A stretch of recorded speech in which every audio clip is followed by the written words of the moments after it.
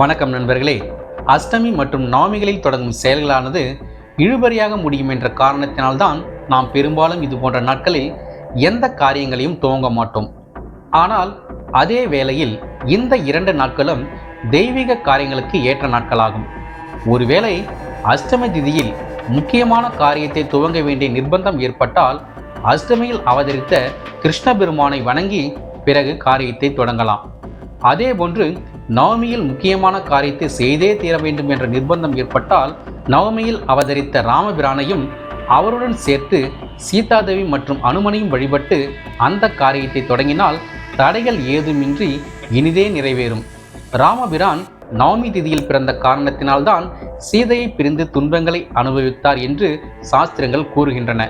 அந்த ஒரு காரணத்தினால்தான் நவமி திதி அன்று சுப காரியங்களான திருமணம், கிரகப்பிரவேசம், சொத்து வாங்குதல் போன்ற நல்ல செயல்கள் செய்வதை தவிர்க்க வேண்டும் என்று நம் முன்னோர்கள் கூறியுள்ளனர்.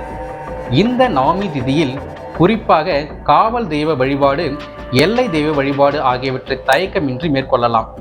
மேலும் குறிப்பாக இந்நாளில் நம் போட்டியாளர்களுக்கு எதிரான நடவடிக்கைகள் எடுத்தால் அதில் வெற்றி கிடைக்கும் என்பது ஐதீகம். நன்றி நண்பர்களே. மீண்டும் நாளை மற்றொரு சிறப்பான அத்தியாயத்தில் சந்திப்போம்.